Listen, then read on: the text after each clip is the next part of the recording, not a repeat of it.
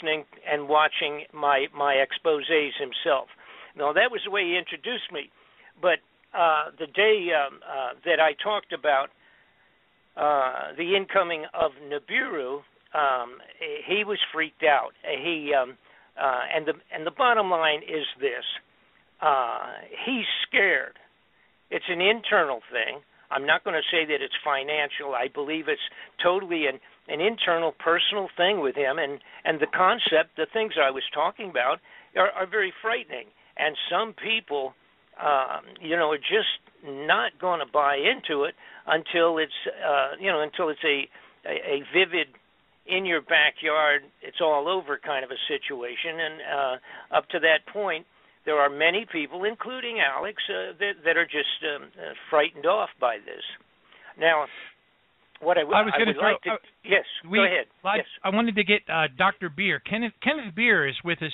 He's been doing the radio show here with us now since all the way back to 2011 when we started it, and he's really familiar with your work all the way back to WWCR and Shortwave Patriot Radio. And Kenneth worked with Bill Cooper in Kaji back in the 90s. Kenneth, say hello.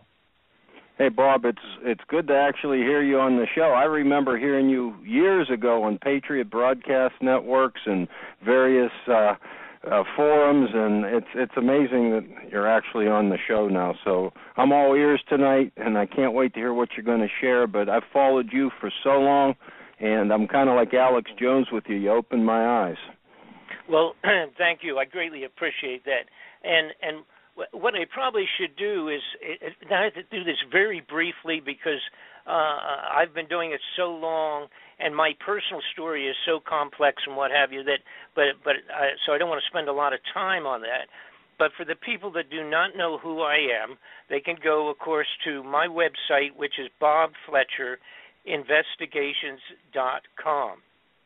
Now, if you just go on Google and put in Bob Fletcher, you'll end up there also, because I'm kind of like all over the place there, sort of like a bad fungus, I guess. But at least to the bad guys in government. So as a matter of fact, I had to quote Senator Kerry, John Kerry, who's now, of course, Secretary of State. I had assisted his offices profusely many years ago in one of the inquiries relative to drugs and government officials. And I had just run for the United States Congress in 1990, and he asked me what if I had, and matter of fact, I almost took that seat, but he asked me what would have happened if I had taken the seat and become up there in Congress, and I jokingly said, well, I would be the biggest pain in the butt that they ever had in Washington. And Senator Kerry's response there was that he said, I got news, you already are one of the biggest pains in the butts in Washington. And that was, of course, back in 1990. That's a long time ago. But it's one of the best things I ever heard out of a senator's mouth out of Washington, D.C., that I was already causing them more grief than they wanted to share. But for those folks who don't know me, I got involved totally non-intentionally. I had a company, was taken over. I merged. It's not taken over. It's not, well, yeah, maybe that is the right word. I merged my company with another company in Atlanta, Georgia in 1985 or 86, that period of time. And it turned out to be run and operating by a covert Central Intelligence national security operative who supplies weapons for all of the small wars that you referred to just a few minutes ago around the world that have been taking place. This was a Central Intelligence operation. They took over my business to use it as a covert front. And again, it's totally unknown to myself. There's no way of knowing that until you're already into it.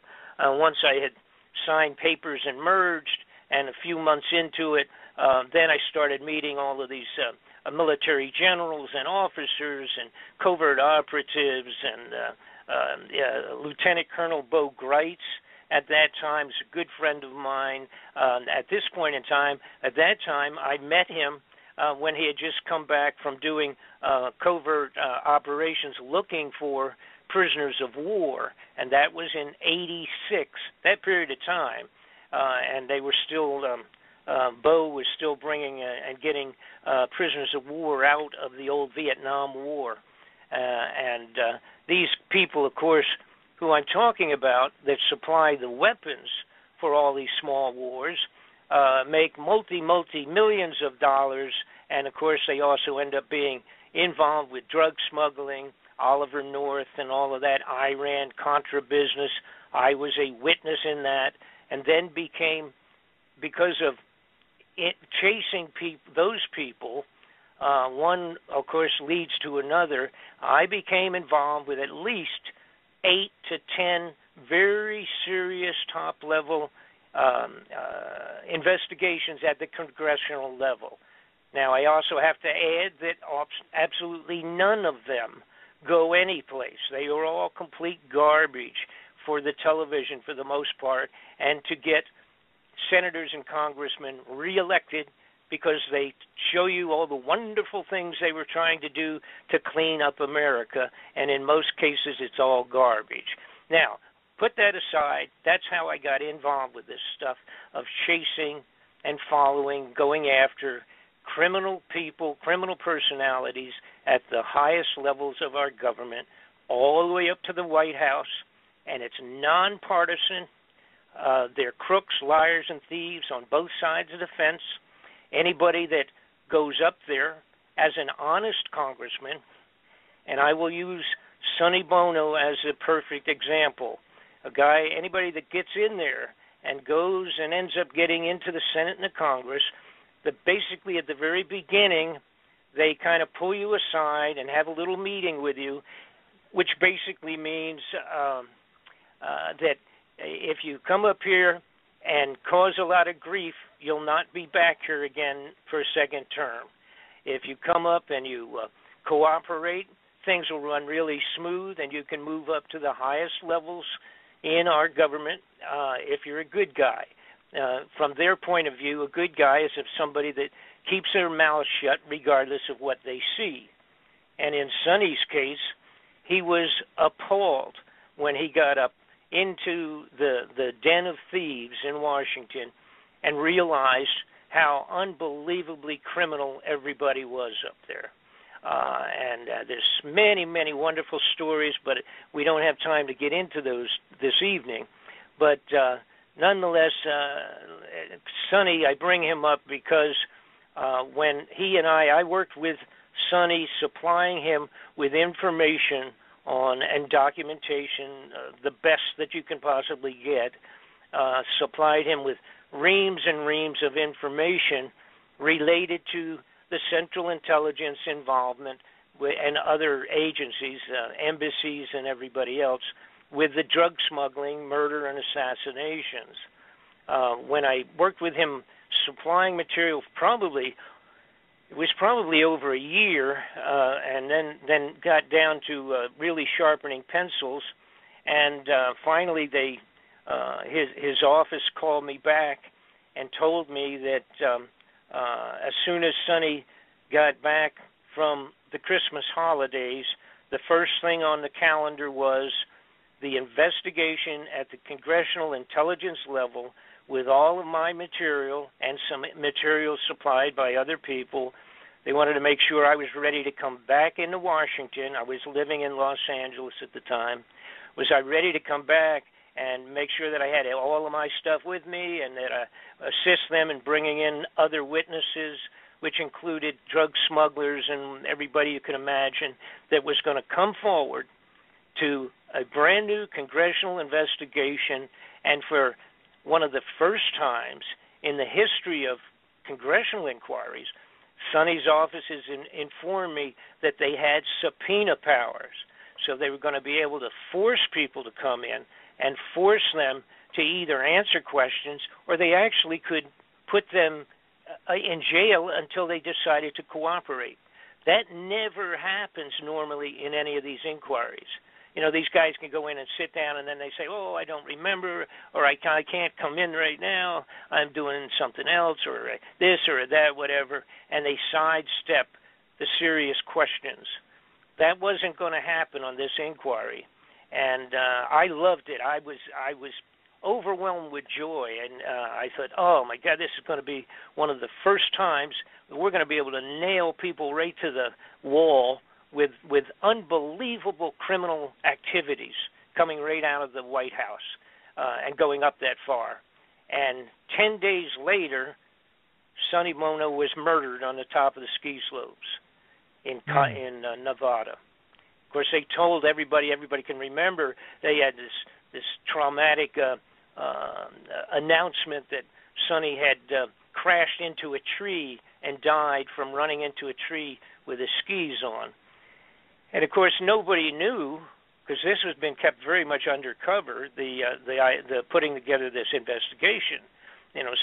Nobody knew that at all. And of course, here I'm sitting in Los Angeles. I could have fallen off of my sofa, I guess, when I saw the news. When I called back into his offices, like a day later, day or two afterwards, they wouldn't take my calls. And I thought, now this is the fellow in the gentleman that ran the office basically for Sonny was a guy I had been close with. We had lunch when I was in Washington and what have you. As a matter of fact, one time when I had gone to Washington about 2 years ahead of this period of time, maybe a year ahead, I was in Washington to stop in there. I stopped in along with other activities I had there, and Frank, his name Frank Cullen, he came out and he said, I looked into the office and they had tapes up and they were blocking people off, and he came out and he said, we'll have to go down to the restaurant. We can't come in. And I said, what's going on? Because people were up on the desks, and there was powder all over the place from the ceiling, and they were climbing around doing all sorts of stuff. They had electronic equipment, 3 or 4 technicians wandering around in Sonny's offices in the Congress building. And I said, what is going on? And they said, Frank said, somebody's been tapping our entire offices. And now, read my lips, right? Tapping the offices of a congressman in the congressional buildings, in his office buildings. And I said, what in the world? I said, well, that doesn't surprise me what we're doing, what we're in the middle of right now. And, of course, that would have been at the very beginning of when I was supplying them with the information that I'm referring to of drug operations and what have you.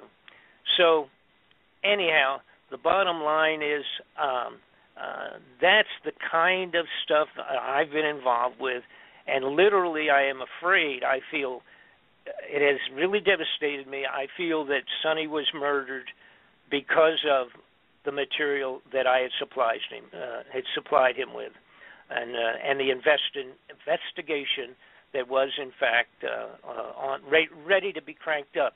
As soon as he got back, it was the first thing on the menu. Probably would have taken another, probably 15 days by the time after the first of the year, and we would have been up there, and it would have been devastating. I have live audio and I have live videos of Kuhn, one of the biggest drug smugglers in the world out of Burma, pulled out his records, and it was videotaped by Lieutenant Colonel Bo Greitz. He actually videotaped it when Kuhn saw, this is a drug smuggler in Burma that was the primary supplier of opiates into the free world for many years. He has 40,000 soldiers on the mountainside in Burma. So this is not like 5 guys, mixing funny white powder down in Mexico someplace. This is a huge operation with truckloads of the opiates coming out of the top of the hill in Burma.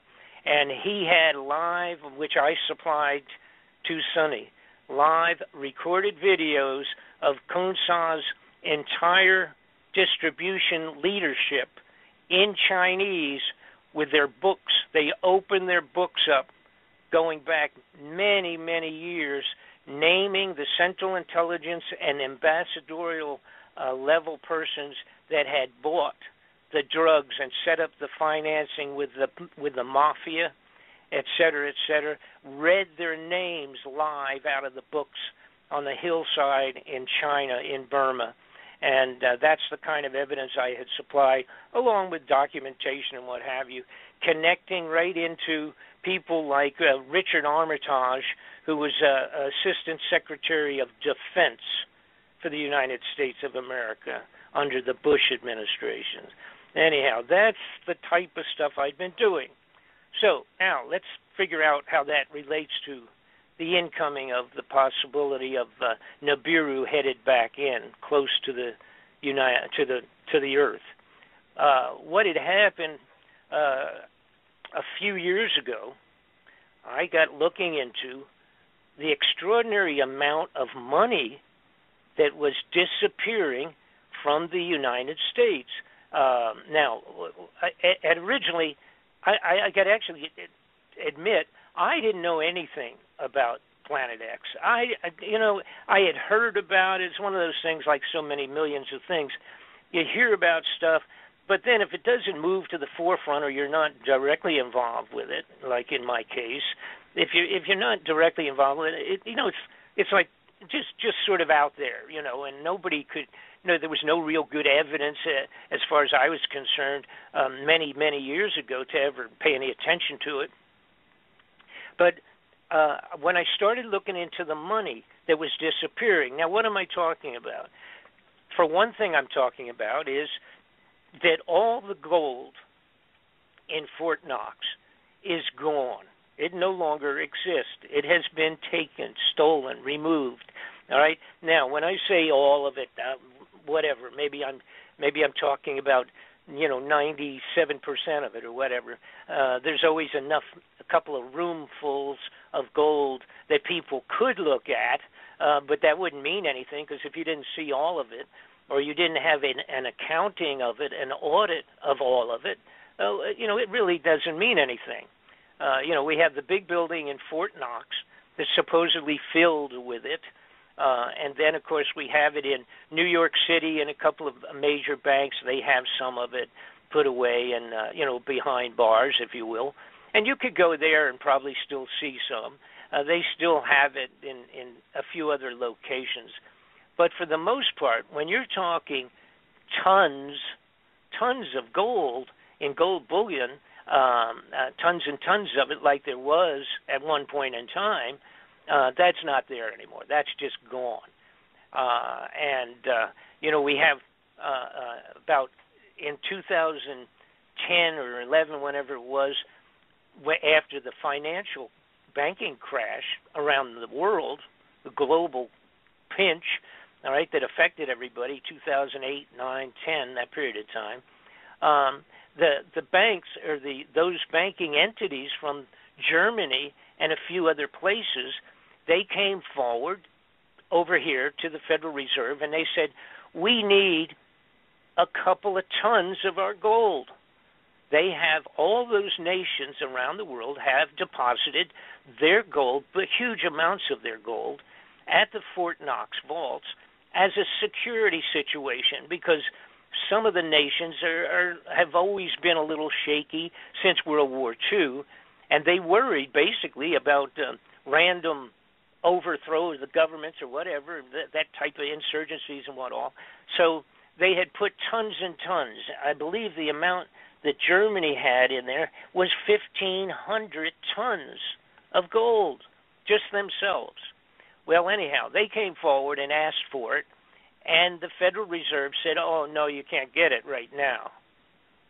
Uh-oh, what's wrong with that picture? If you got a couple $1,000 of mine, I would be upset. But if you had a couple 1,000 tons of gold of mine, I would really be upset. It's kind of figures that the average guy can't even perceive. So following that, there were several other nations that came forward they asked for their gold, and they were told the same thing. And interestingly, they were told to kind of get back in 2020, in the year 2020, they could probably get a good audit or some of their gold. That was kind of what the original answer was. And then, of course, we had Ron Paul came forward in Washington, and he has for several years said he wants an audit. You know, we require an audit. The United States wants to know if the gold is there, because he agrees with me, and that is that it's gone. And, of course, they told him the same thing. Basically, they just said, go away. You have no right to even require or request at the senatorial, congressional level that you do not have the right, because that's the way it's set up in terms of the Federal Reserve creation and regulations. Nobody outside of their own group of bankers had the ability to audit or even request an audit. And, of course, that doesn't happen. You know, that's kind of like having Al Capone keep track of the mobsters for you or something like that. So that doesn't happen. Right. All right. So now we have now that kind of like really bothers me, and I'm listening to that and watching that and all, and I thought, you know, what's wrong with that picture? And then Donald Rumsfeld, the guy that was in charge of the Department of Defense at that time, came forward on the floor of the Congress. Now, this is important, is the date that he did this, the day before the 9/11 terrorist event in New York. Rumsfeld came forward on the floor of the Congress and said that he had lost, the Department of Defense had lost $2.3 trillion. He said it went back a few years, but apparently they just can't locate it. They don't know where it went. $2.3 trillion over about 10 years. Then, of course, we had the next day was the event that occupied the news for the next 7-8 months, for crying out loud, and that was the outrageous event in New York City. End of story. You never heard again. You never heard a word about Rumsfeld and the Department of Defense missing and losing their money. And by the way, that amount of money equals $8,000 for every man, woman, and child in the United States of America. That's how much that is. Wow. Okay, so let's move forward. What else bothered me? The woman who's in charge of keeping track of the Federal Reserve distribution of funds from the Federal Reserve into international banking, she came out and somebody asked her on the floor of the Congress in an inquiry that they had understood that somehow there was $9 trillion off of the books progressively over the last few years of the banking Federal Reserve being lent out to people, bank systems in Europe, but that they understood it was, quote-unquote, off the books, and it was not really definable as to where it had gone. And she had not acknowledged that that was a fact. So there's $9 trillion. Now, we're not even talking billions. We're talking trillion here. And, again, it was progressive over a period of time, but basically she said that she would look into it. But, yeah, she understood there was sort of a, again, they just were not positive where it had gone to. So, anyhow, done deal. There goes $9 trillion. By the way, that works out to about $30,000 for every man, woman, and child in the United States of America. So we're almost getting serious money here. So anyhow, when I put all this together, and then there was many, many other outrageous situations with huge, gigantic amounts of money just vanishing progressively over 10, 15, 20 years. So now you got to realize, see, there's no way to money launder $1 trillion. Not you can't, $1 trillion. And we're talking 2.3 vanished from the Defense Department. If you were slick enough to embezzle that out of the funding of the Defense Department, You can't go to the local bank and hide it in your safety deposit box.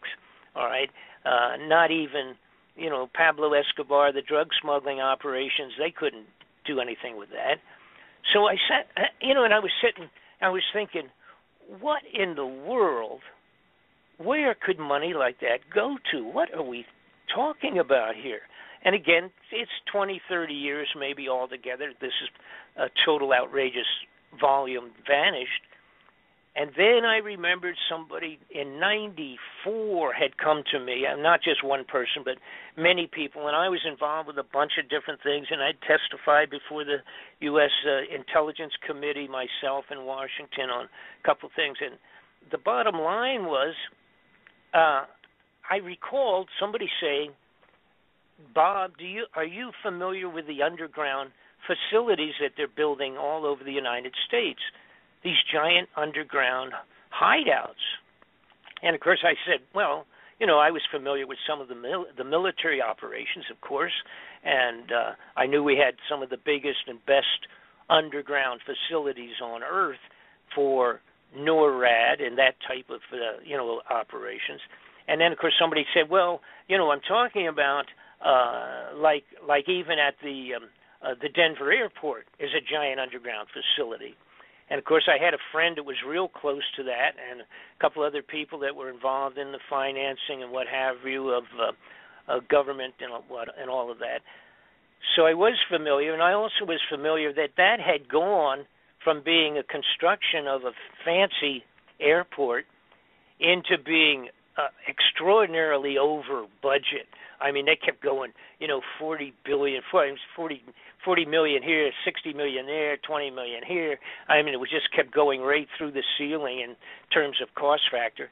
And after they finished it in 95 and opened it up for use, I had gone with a friend of mine, and we snuck down underground into some of the facilities below, and they were huge.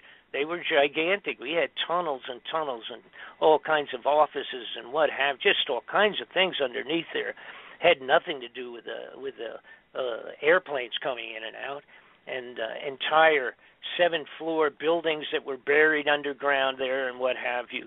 And today, now that was in 95, and I actually photographed and got some film, whatever, that actually somebody ended up stealing, but it doesn't make any difference because now we do have we have a lot more. I have live footage underneath these facilities as we speak. But the point was that was a heads up for me. And then I had remember talking to some truck drivers, said they had gone from one facility to another facility, probably 800 miles away, driving in his 18-wheeler, 40-foot truck, making deliveries between different points underground. And by the way, we're talking about facilities so large that 2 lanes cross each other for 18-wheelers underground, and mag-levitated trains going as fast as the speed of sound underground from one location to another. So the next point in my process of looking into this stuff was also the realization that somebody had come to me. Here's what had happened. So you explain this. Once I got involved with all of this stuff and had been doing it for 30 years, I had so many people coming, and they would say, hey, I work for the CIA, or I work for this, or I work for that. And I mean, I would meet them in some cases face to face. Several of them became friends, and they would just say, "Look, I can't come out. I'll get blown away, But let me just give you this." And I would get a packet of information, or I would get some photographs, or I would get this, or get that, or whatever. And that happened over and over again because so many of the bad guys were the same bad guys, interfaced with people 10, 20 years ago, and now they're mixed with a different group, maybe 3 or 4 other guys, and they're carrying out more covert operations around the world, doing A, B, and C. So that was what had happened to me. See, so it ended up where I was like a sounding board, and I used to, again, when different investigations came up, congressmen, senatorial offices, et cetera, would call me and they would say, hey, we're looking into this. Do you have anything with this guy and that guy or that bank or this? And I would say either no, I don't, or I would say, oh, yeah, wait a minute. He was involved with A, B, and C over there 5 years ago. So that was what had happened. That was what had created my original lifestyle, if you will, and keeping me in this junk. So now let's get back to all the crazy stuff going on underground. I had somebody came to me and said, you know, these underground facilities, they're all over the United States, but to add to it, they're doing it all over the world, in the major nations of the world are doing a similar thing, building these underground hideouts. And they said, well, let me show you this in Russia. Let me show you what they're doing in China. Let me show you this. So then I started thinking, what in the world's going on? All of a sudden, these criminals have been stealing millions for their own pockets. Now they shifted gears, and they're stealing billions and billions, adding up to trillions, and they're building underground hideouts. And then I looked into it, and I found out that they were filling them with survival foods by the tons and tons and tons of underground facilities being filled with tons and tons of survival dried foods and goods and material. Then I found out they had some facilities where they were growing, had set up underground growing operations so that they could grow actually foodstuffs in certain of these underground facilities. Then I found out about a thing called the International Seed Vault. Now that's not terribly secret, but basically it's up in Norway, and it goes into the side of a granite frozen mountain in Norway, kind of on an island, if you will, highly secured, totally secret entrances only with military guards, etc. But they have seeds to regenerate all living foodstuffs on the face of the earth if, in fact, all of those things were eliminated. If all of a sudden everything was wiped out and we had to replant, we have multi-millions of seeds in the Norway International Seed Vault. Oh, wow, that's pretty strange. All right, so now I'm adding all this stuff up, and then someone comes to me. Oh, and by the way, the Russians, in 2010, they put out a mandate for themselves internally to build and create 5,000 underground emergency shelters. That was in 2010. Their mandate was to accomplish that by 2013. That was a targeted date. They did complete them for the most part. Most of them are small.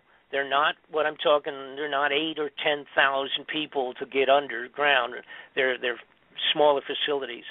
But one of them can handle over 60,000 people underground in Russia. All right? So, and then, like I said, we have these, and then China's been doing the same thing.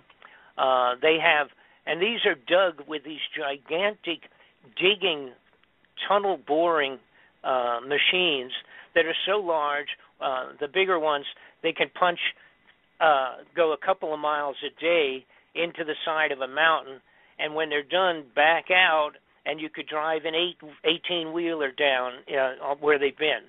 That's it. Just punch a big hole, come back out, and you could drive an 18-wheeler facility into the side of a mountain or underground. So that's how they're built in terms of the basic drilling of these things.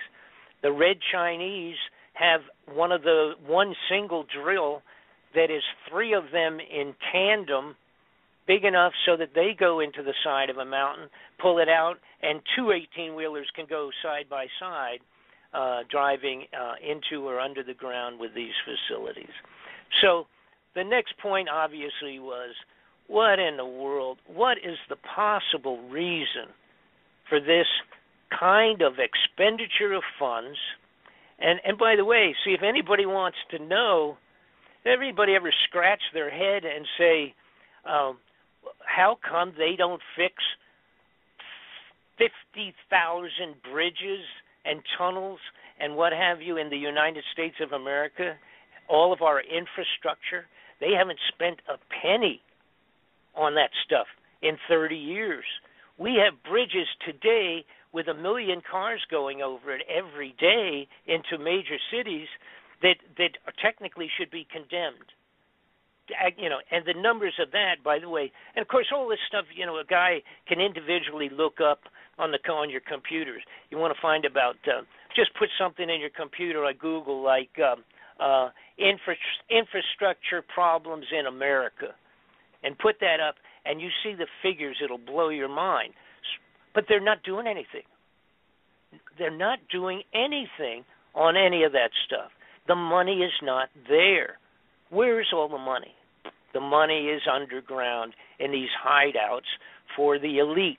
They then also spent in the last few years millions and millions of dollars buying military equipment for the police and the sheriffs and for security operations, bullets, machine guns, under the title of, how about the Forest Rangers with 15 million bullets purchased under their name. You know, not only Forest Ranger, how about the Internal Revenue Service? Thousands of bullets and machine guns and that type of stuff.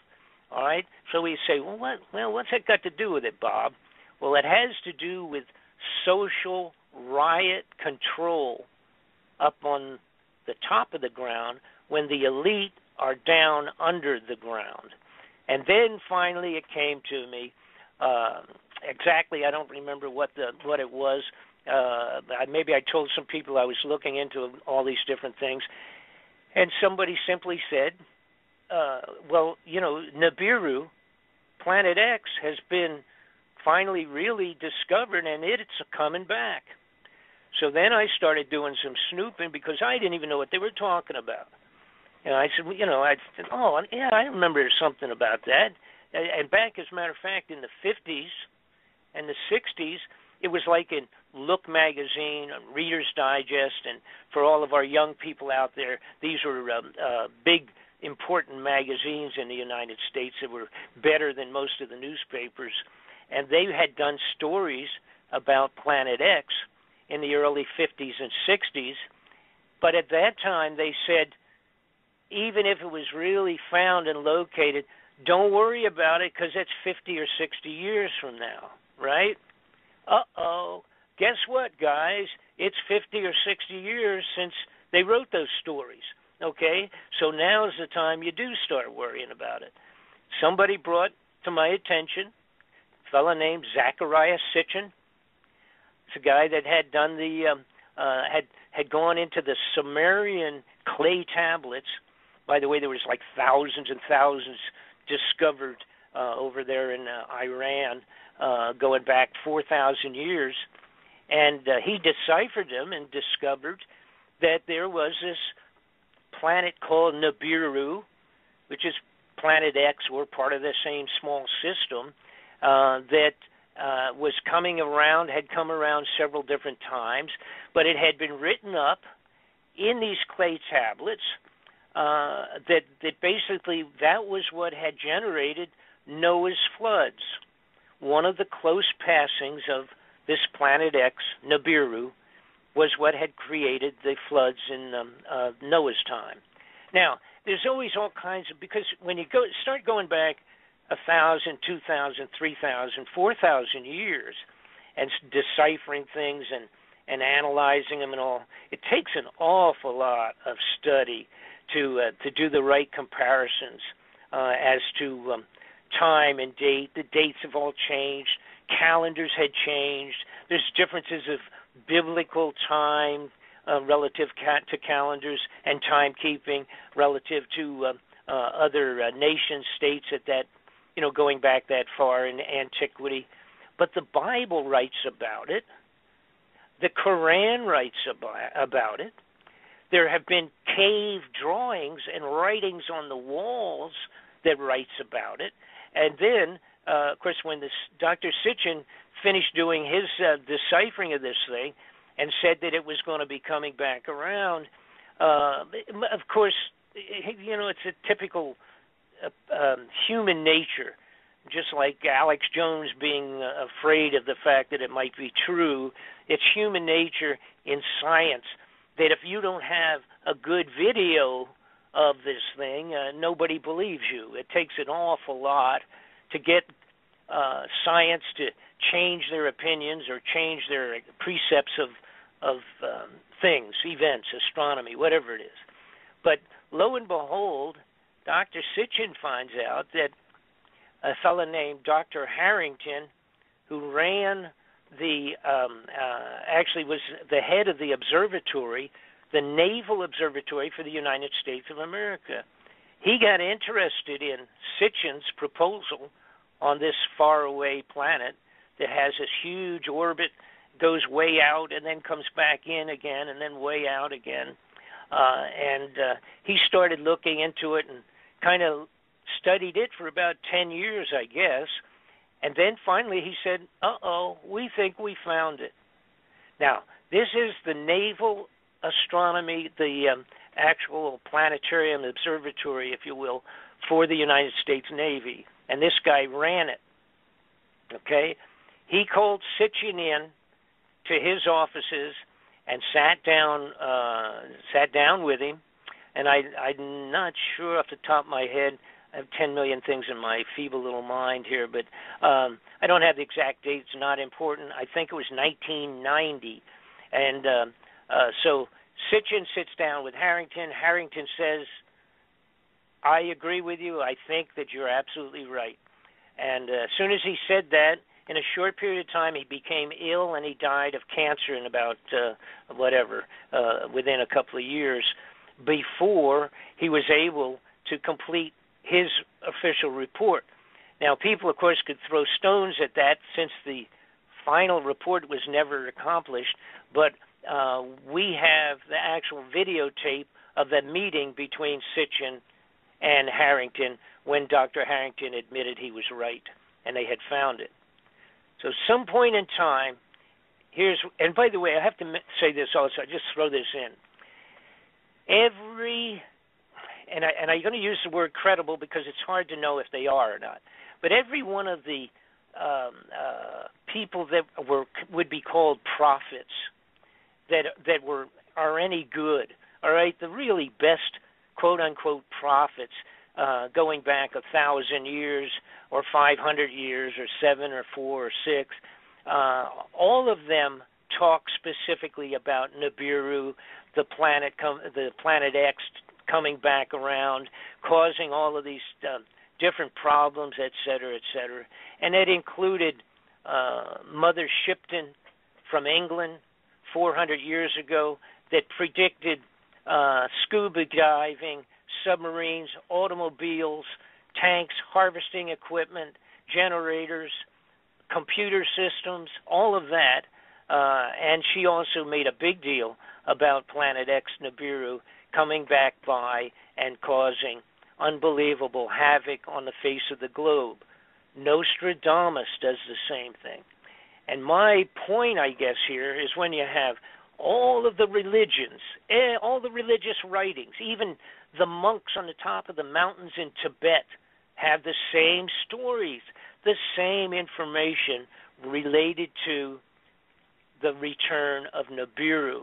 All right, now, and there's also junk related. I'm not going to get into it too much. Information, junk's not a good term. Information related to this also in the crop circles like crazy.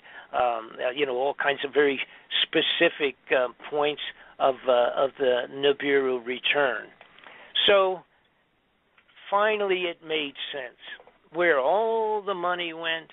By the way, we now have 103 underground facilities. I have finished the DVD. It's a double disc DVD. It's very tedious because I was obligated, I thought, to give all of the interfacing connections of, in other words, connecting all of the dots from square one moving forward. It's a 4-hour DV, 2 DVs of 2 hours each. It covers everything, the political part of it, the foreign part, the secrecies, how they've been doing it, how they've been going about it, etc. But the bottom line is this, and some people will remember, 1983, Ronald Reagan did a speech on the floor of the United Nations, and he said, I wonder how we will all react between each other. And he was talking to the Russians and the Chinese, and at that time, he said, when we discovered some extraterrestrial threat, how well would we cooperate among each other once we found that there was an extraterrestrial threat headed towards Earth, and in fact, we all had to join together. Well, that's exactly the period of time, from my information, that Ronald Reagan was presented with the fact that Nibiru was headed back in, and gave him a fairly close estimate, estimate is probably the best term, of when it might in fact be going to arrive. So now I'm going to shut up briefly anyhow. If you have any questions or anything like that, jump on right now. We've also had, by the way, an awful lot of important people at high levels of international government that had died since this, that may very likely have been privy to the information of this planet headed back in, and that the upper crust bad guys were maybe worried that they wouldn't keep their mouths shut, so they eliminated them. And of course that includes 2 or 3 of the heads of the CIA that had been retired. They were all killed. They set them up and make it look like they were physical problems, or that they had, in Bill Colby's situation, they told us that he had fallen out of his canoe, and I did a major investigation into his death. He was murdered, no question about it. Who knows why Princess Kelly, or why what am I trying to say? I'm having the princess that was so popular that died in the car. Diana? I'm sorry, Diana. Princess Diana. She may possibly have been one that fit into the category of knowing what was coming and people being worried that she would shoot her mouth off. So you have to understand something. A lot of people, and a lot of people ask, when are they going to tell us? When are they going to make an official announcement to the people that this thing is coming in? All right? That can never happen, and it will never happen. There will not be an official presentation that, oh, by the way, we'll call it my fellow countryman speech from the president. That's not going to happen. Now, if it does happen, let me rephrase it. It may possibly happen, but when it does, the United States will already have to be under martial law. The entire country has to be under martial law before they make that presentation. And, of course, when they do make it, all those people that have their tickets to go underground are already going to be there, and the speech will be put out on a pre-recorded format to the rest of the world. They're going to be gone, and they don't want any interruption on their way down into the tunnels, all right? So the bottom line is, my opinion is, they probably will never make that announcement official. But before it becomes visible in the sky, where people start saying, and thousands of just average folks, but also, of course, the amateur astronomers, before any of them get to where they can actually say, uh-oh, there's a new star. And then A week later, it's going to be a little bit bigger, and then it's going to be a little bit bigger. And before that happens, and it starts becoming the talk of the earth, we will be in martial law. That's where the equipment, the military equipment's been supplied going back to the 90s to the sheriffs and the police departments all around the world. All around the United States, and including things like grenade launchers, bazookas, personnel carriers. Some of it they talked about there in Missouri when they're having the racial problems here recently, and they complained. They said, "What's with the police coming out with water cannons and personnel carriers and armored cars and all that? Where'd that come from in Missouri? Because people hadn't paid attention. See, but these things have been placed continuously since the 90s, and the only caveat, the only extra little sidebar to it was that they would supply them for almost nothing. They could make long-term payments to the, for the leftover, quote-unquote, leftover military equipment that was being made available to these policing operations. The only thing was they had to agree that if they were ever needed for a national emergency, quote-unquote, that they would come on board, with whatever federal agency that requested their help, and that they would use it appropriately. And of course, these guys, it's great. These sheriffs getting, 50 caliber machine guns on the top of a troop carrier, for crying out loud, in the North Carolinas. They love that. We'll sign anything. What do I got to sign? That's great. Get me a couple of those and a couple of few bazookas and a bunch of gas masks, and yeah, we want all that stuff. So that's been going on like crazy, and that's all going to be. That's already in place. All right, that's all out there already, and continuing to move. That's where all those thousands of bullets and everything to all these stupid little bureaucratic offices have signed off on thousands of sidearms and bullets and stuff like that. What in the world would that be for? And there's so much that they've ordered, you could fight a third world war with the junk that they've put out and distributed across the police forces and the forestry department and that kind of junk, IRS. What's going on? Now, I also, to shift gears again, another fine point, I got looking into, and by the way, I took 3 years creating these 2 DVDs. And I won't tell you how many problems I had. They've been trying to shut this thing down profusely.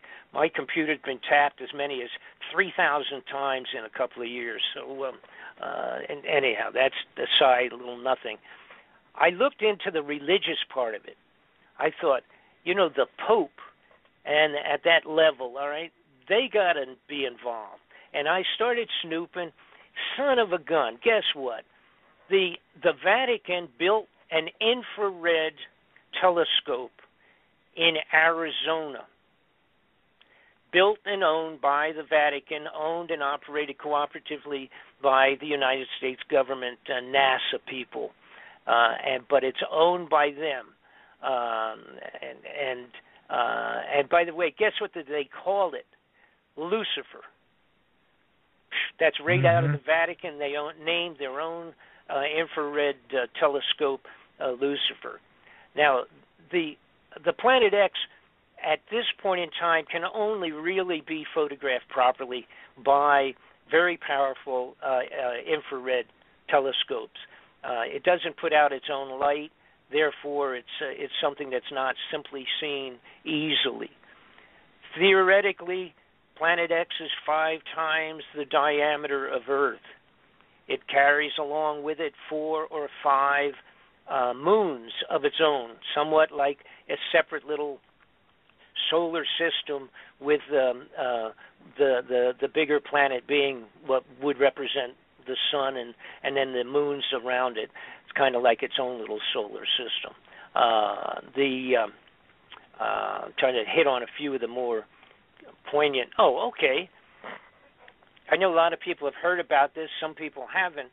But why would, if we didn't have something like this happening, why would the Centers for Disease Control order up and purchase over 500,000 coffins designed exclusively, even including in the patents itself, designed exclusively to accommodate possibly 2 or 3 adults and designed specifically to be cremated?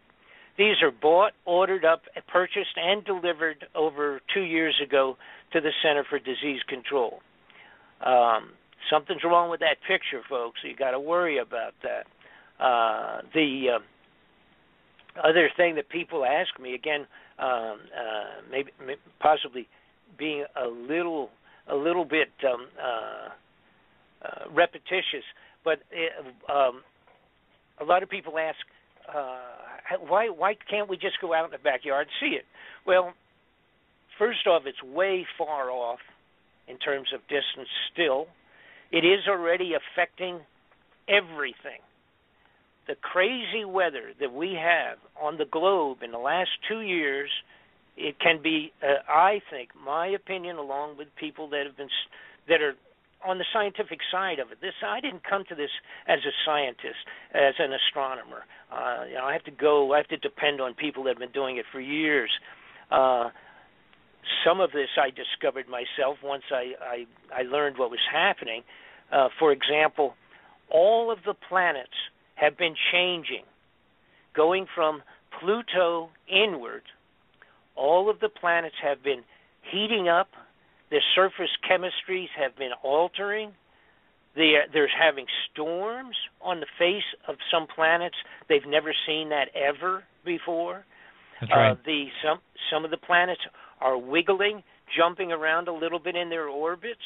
They're not quite sure what's going on with that. All right? Now, Planet X comes back from a distance out beyond the Oort cloud. And for people that are not familiar with that, and that would include myself 3 years ago, the Oort cloud is like a gigantic circle of space debris in tremendous volume. I'm talking trillions and trillions of pieces, I guess, of space debris that constitutes what they call a cloud, named after the guy that discovered it, named Oort, a German or a Yugoslavian or something like that. Anyhow, it comes in from way out there. That Oort cloud, so that you get a handle on this, that Oort cloud surrounds the entire solar system that we are existing in. All right? So that's how big it is and how far out it is. All right? The Planet X is said to be returning from way out past that, coming back in. And when it travels, it's like a bowl. I refer it to like the bowling ball effect. It's like a bowling ball coming down the alley into the 10 pins at the end of the alley. And as it goes into all of that debris and everything else on it, making its way on inward, it's affecting by gravitational effects and physical collision, etc. It's banging junk all over in every possible direction into the universe. We have had an increase in meteors and meteorites just in the last 3-4 years.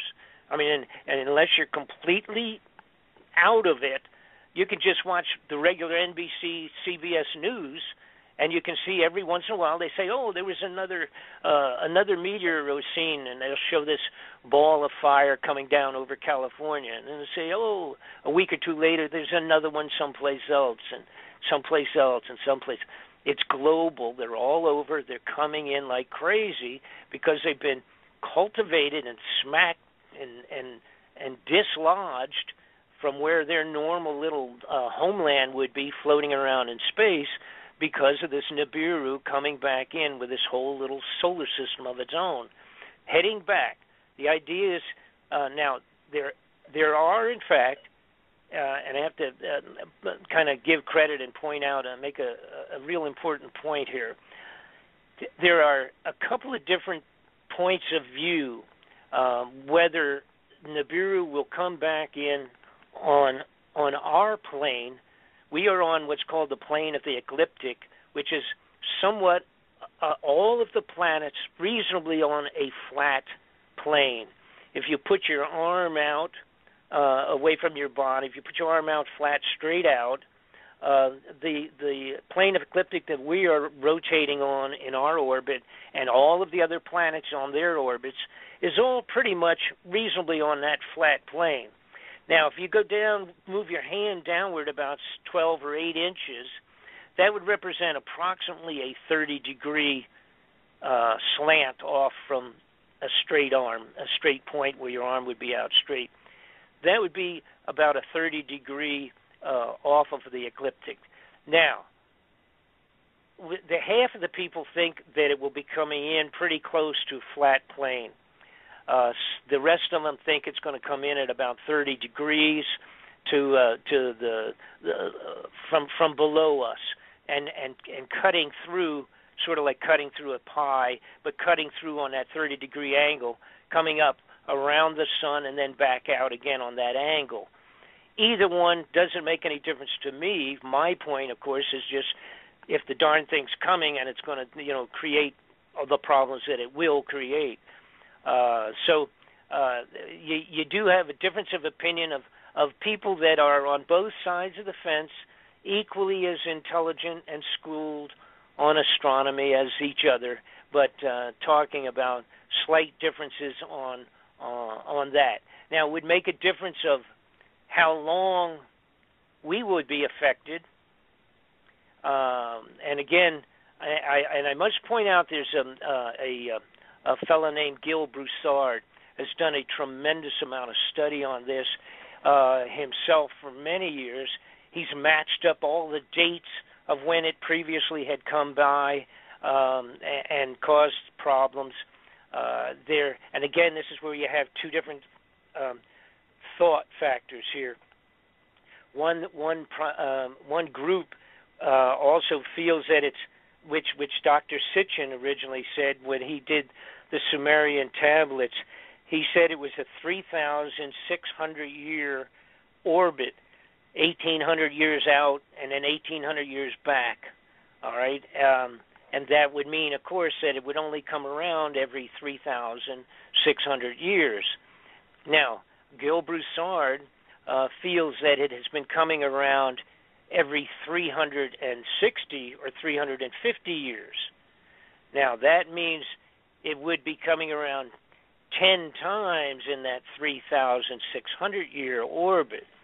Now, originally I thought, being totally a novice in this stuff anyhow, I thought, wow, 3,600 years, that's really a long orbit.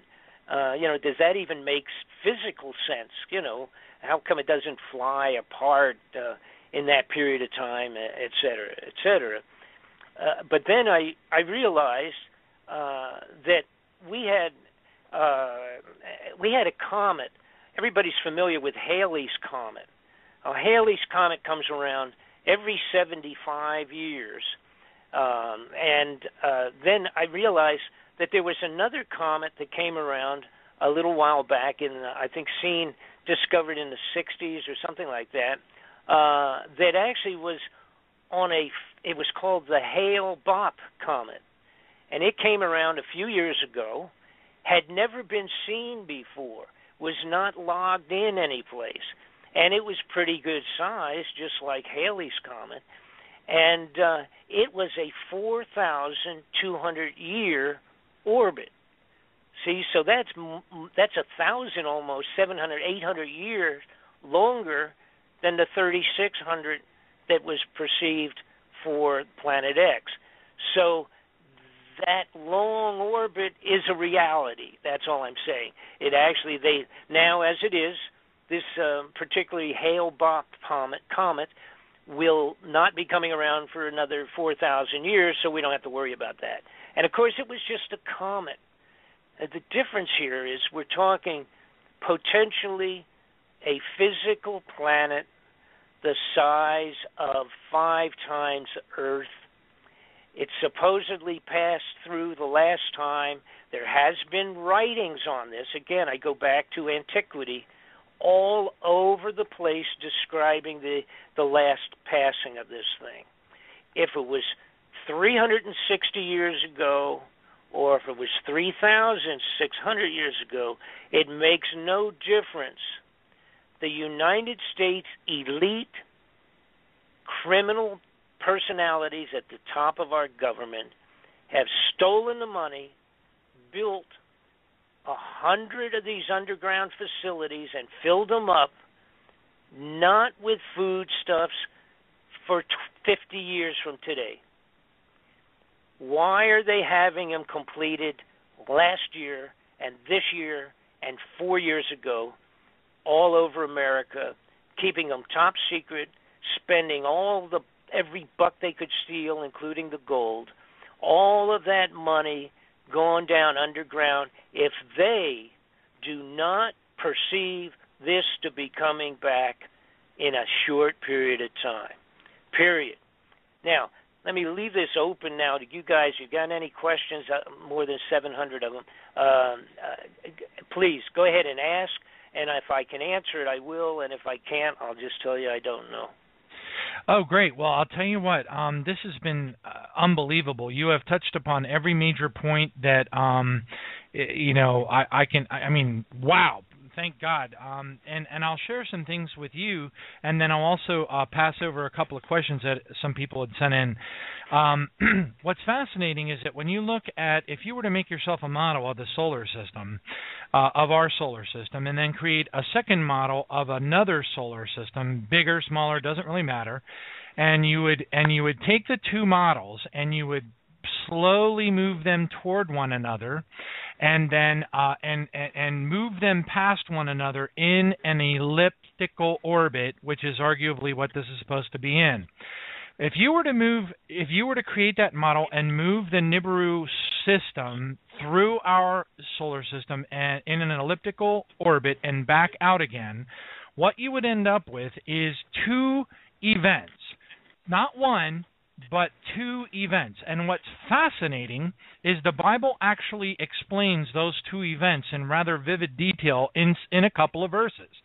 In the sixth seal, at the sixth seal in Revelation chapter 6 verse 14, you have an event that's along the lines of the Velikovsky type stuff, which is similar to the Edgar Cayce vision, where it says in Revelation 6:14, it says, every island and mountain was moved out of place.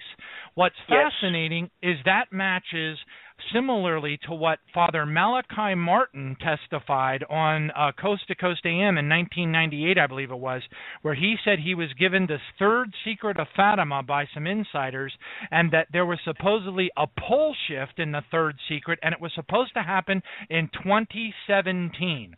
Now, if Nibiru, the system, moves through our ecliptic plane and comes back on the elliptical orbit through again a second time, what's fascinating is about 3 years later, arguably, because the Great Tribulation of the Bible is about 3.5 years long, okay, Revelation 16, verse 20, in contrast to Revelation 6:14, says every island fled away and the mountains were not found.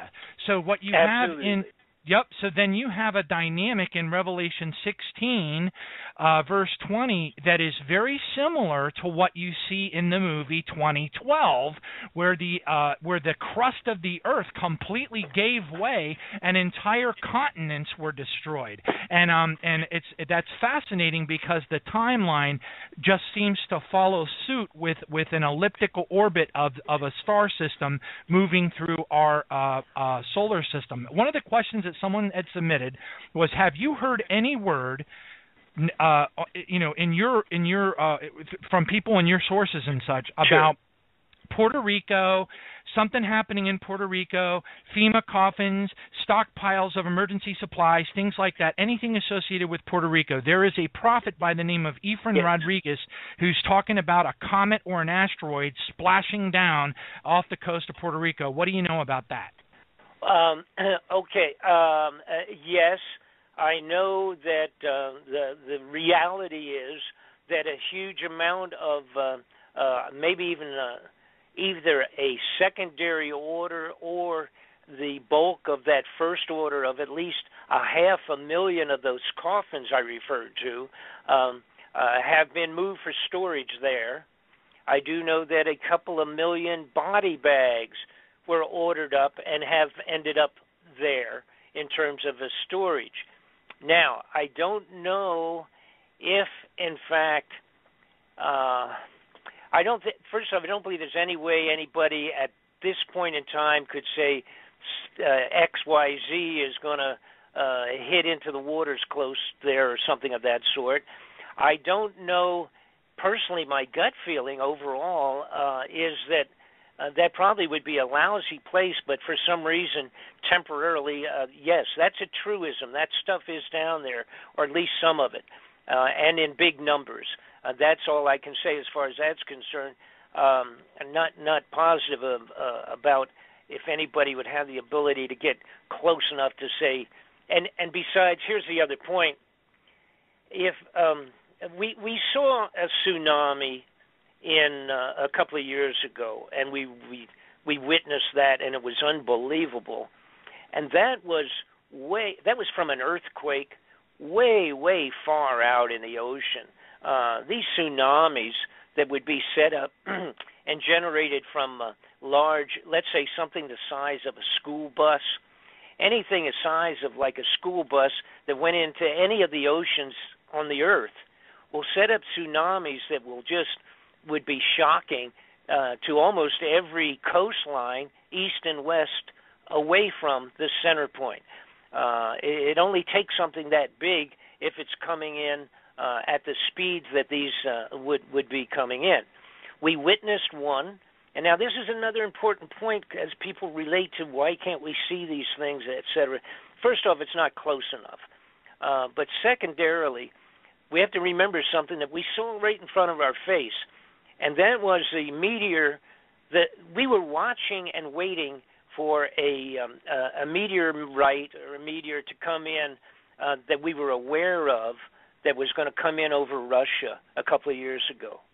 And then on the same day, a secondary, which apparently had no connection to the first one, a secondary one came in and blew up really violently and blew like 2,000 windows out in Russia and injured a whole bunch of people, et cetera. It was like a big bomb going off in the atmosphere. It actually did burn up and explode. Most of it did before it even hit, and when it hit, it went into a lake that was ice-covered, and it was only the biggest piece, I think, that went into the lake was only about 15 feet across or something, but fortunately just went into a lake covered with ice. But everybody right away said, where did that come from? Nobody on the face of the earth saw that thing coming in. No one.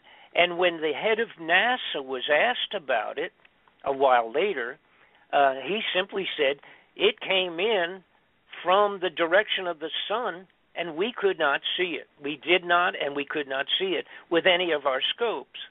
Okay? And then also, by the way, he was asked if a large element was coming towards Earth, and we knew it was coming in 60 days, what could we do? And the head of NASA said, pray. So that was the best preventative action that the head of NASA had for that question. But I want to get into another point, make another point. Now, what you're talking about is all, and again, it is all in the Bible. Not only is it in the Bible, but it's all over the place.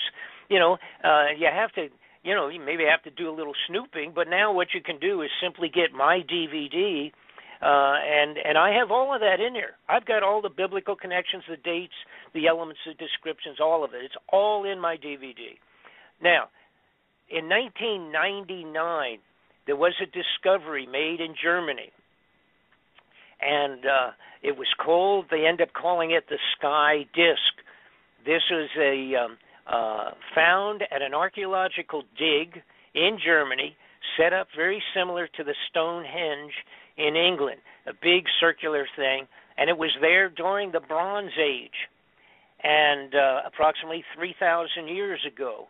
And it apparently was literally some type of a sky observatory in the Bronze Age. So we had some people, they were really into what's going on in the sky, like the Egyptians going way far back.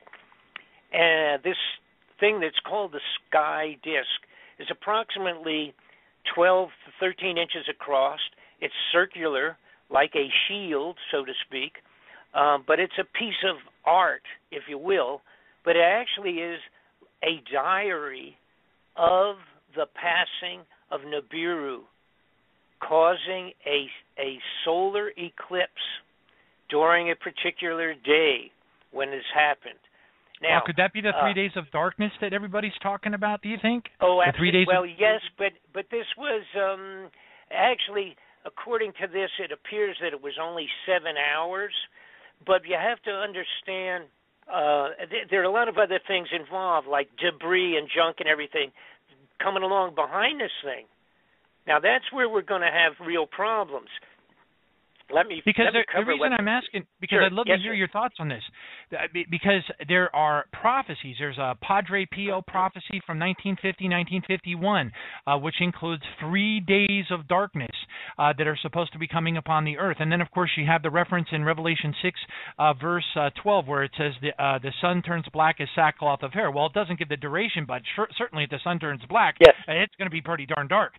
So the question is, if it does turn out to be a 3 days of darkness dynamic, which matches the 3 days of darkness during the Passover and Exodus, then my goodness, do you think it could be related to the passing of this thing? Oh, absolutely. And let me explain and hit on all these things real quick too, and then because I don't want to run out. How much time we got? We got a little bit of time. Yeah, we're about. Yep. Okay. Well, when do we wrap up? 8.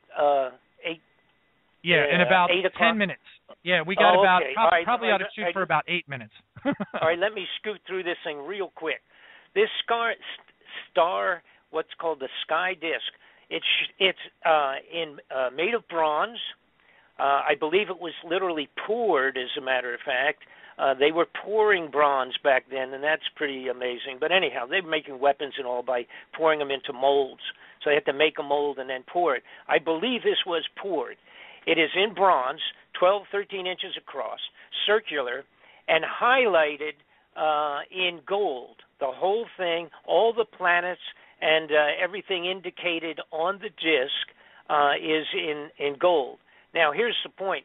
The location, a couple of things showed up in this. One is the different constellations that they very specifically have been able to identify are all on there in gold. The moon, the sun is there. The Earth is shown from the point of view of where they were watching this, and the moon and the sun are both seen at the same time. All right, and so it indicates with the location of the constellations, etc. With new computerization programs, they have put in the locations and they have come up with a date. This thing was made 3,600 years ago. Wow. And it indicates, a solar eclipse by a large body, obviously not by the moon because the moon can be seen. Additionally, let's see, well, that's the most important point, I guess. Now, how this would have been done obviously, was this astronomer, I've got to call him an astronomer, these people that built this huge observatory in the ground there to mark off the movements of the sky, they were blown away by this event. What it also shows, and this is important because this was, a matter of fact, Gil Bouchard came up with most of this, and it's brilliant study, unbelievable in-depth study relating the biblical statements to all of these events. But it shows that what took place when this came by, it shifted the Earth 26 degrees. They can literally, with the new computerization, they feed the information that's shown on this down to not only the year, but the day, and it was 8:30 in the morning when this took place. That's how accurate the computerization is of the description given on the disk. So they actually have a date and a time, etc. Now, that 26 shifting of the entire axis because of this passing of Nibiru, now that refers to what you're talking about, the movement of mountains and all the rest of that. Now, you get into another thing where you talk about, and by the way, it was about a 7-hour eclipse, if I recall right. Again, this is off the top of my head here, and I have it all exact in my DVD, but I think that's what it was, which, of course, is a long time. Holy mackerel! You know, if you're talking in the middle of the day, you lose several hours of it, not just 15. A few minutes, so to speak. Anyhow, it was several hours as opposed to a few minutes of a solar eclipse because of this being this giant planet going by. Now, here's what's going to happen. If everything happens as it's being perceived, taking historic writings, biblical accounts, all the rest of that, and mixing it with scientific reality and the size and all the rest of those calculations, this guy is going to come in. Now, when it comes in to go around the sun, and again, dragging with it a couple of moons, about 4 or 5 moons, it's also going to have a tail behind it of meteoric junk, all right, just space junk, dragging along behind it. That's when we're going to go through.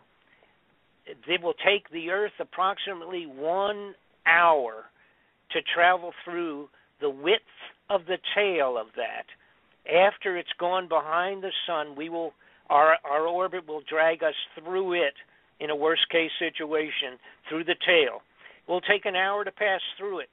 During that hour, we will be going through a hailstorm of meteors. Burning hail, which is described in the Bible, okay? That's what killed all these soldiers and all sorts of things, etc., described very specifically in the Bible. Absolutely. Revelation 6:13 says, "And the stars from the heaven fell to the earth as a fig tree drops its late figs when it's shaken by a mighty wind." We're down to the 5-minute mark. I'd love to have you tell people where they can go to get your DVD set in a little bit more detail. I'm looking at your website right now, and I don't see the link for it. It says Home About Media Videos. Where can people go to get this DVD set? If you go to and you have at least there, if you're are you just on Google? Here's the point. Just go on BobFletcherInvestigations.com. It's BobFletcherInvestigations.com, or the Bob Fletcher Investigations, one long word, .com. You will get to my my website. On the website, there's description. There's some pictures of underground facilities, a few things in there. But the title of the the double DVD disc set is Incoming. That's the title of it. You can get it easily. I've got a section in there. It's called, I guess it's under store. I don't get involved with that too much, but I guess it's under store or where to purchase or whatever. You can find it on there. You can't miss it. And by the way, I have to tell you something. I've done a couple of radio programs that are fairly large in their following, and the reaction has been mind-boggling. People are really understanding the seriousness of this. Now, I want to get in real quick. I do give you an estimate of all of these professionals of when we might see this. And it's interesting because you talk about Passover and the relationship to the biblical statements on this crazy thing. The estimate is that possibly by next December, the star will be seen first up in the sky, that the Planet X will be seen as a star. The earliest time has been calculated to be next December and for it to pass by March and April. Wow. Of the very 90 days later, the Passover. That would be the very earliest. The very latest would be any one of the other following 2 or 3 years. In other words, it'll be seen in December, and then within 90 days it'll pass by. That's when the problem hits the fan. It will constitute blocking the sun with not only itself, but by all the debris and junk, plus the volcanic activity. As we speak today, the volcanic activity on the Earth is amazing. A couple of weeks ago, it was 37 of them at one time was going off. Nobody's talking much about that, but it's in reality. You can look up the activity and what have you. It will cause volcanoes. It will cause tsunamis that will be mind-boggling. The gravitational effect. We have to remember, and I get into this also in the DVD, you have to remember that the moon pulls our waters in and out all the time with the tides, okay? This thing is 5 times the size of Earth. The gravitational effect would be mind-boggling to all of the oceans and the coastlines. So it's a multitude of problems. And the 2012, the title 2012 motion picture that you saw that was created in 2010, I am afraid is very, very close to what we're talking about with Nibiru. Amen. Praise God. And we are down to the 160-second mark. Thank you so much, Bob. God bless you. Let's just go ahead. Father God, in the name of Jesus, we just pray that this word will be spread, that people will be doers of the word, not just hearers of the word, deceiving themselves. James 1:22, that you will send this information out to people so that they can be made aware of what is coming upon this earth and get themselves right with the King of Kings and the Lord of Lords, Jesus Christ. Father, we just want to lift up Brother